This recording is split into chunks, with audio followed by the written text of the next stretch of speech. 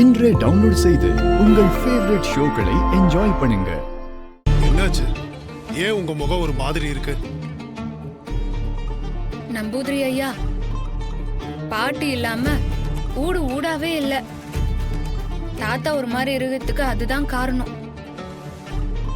ஆமா நம்பூதிரி ஐயா, பாட்டி எப்ப வருவாங்க? அவங்க தீர்த்த யாத்திரை முடிஞ்சு ஒரு மண்டலத்துக்குள்ள வீட்டுக்கு வந்துருவாங்க. அவ எங்க இருக்காளோ என் மனசு கடந்து அடிச்சுக்கிறது நம்பூதிரி. தீர்த்த யாத்திரை போறவங்களுக்கு கடவுள் തന്നെ பாதுகாப்பு. அது கொண்டு நீங்கள் பேடிக்க வேண்டாம். நல்லா சொல்லுங்க நம்பூதிரி. அம்மா போனதுல இருந்து அப்பா ஒரு மாதிரியா தான் இருக்காரு. நம்பூதிரி இருங்க, நான் குடிக்க ஏதாச்சும் எடுத்துட்டு வரேன். தாமரை நீயும் வா. சரி.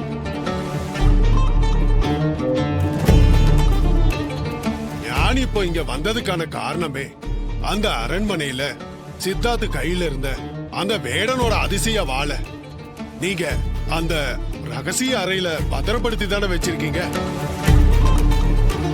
அல்ல வேற எங்கேயாவது வச்சிருக்கீங்களா? நாங்க அங்கதான் வச்சிருக்கோம் நம்பூதிரி. இந்த வீட்டுல பிரச்சனைக்கு மேல பிரச்சனையா வந்துகிட்டு இருக்கு.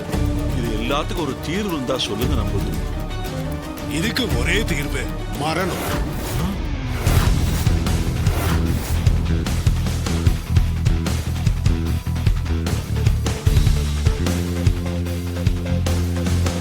என்ன சாமி சொல்றீங்க? சித்தார்த்தால வேடனை தற்காலிகமாகத்தான் சிறப்புடிச்சு வைக்க முடிஞ்சது. ஆனா அவன் முழுசா அழியவும் இல்லை. அதனால நாம இன்னுமே ஜாக்கிரதையா இருக்கணும்.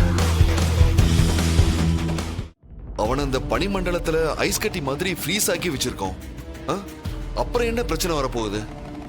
வேடனோட ராசி கடக ராசிங்கிறதுனாலயும் மாசம் முழுக்க சூரியன் கடக ராசியில பயணிக்கிறதுனாலயும் ஏதாவது ஒரு வகையில வேடனுக்கு சக்தி கிட்டும். அந்த சக்தியை வச்சு அவன் வெளியே வர கண்டிப்பா முயற்சி பண்ணுவான்.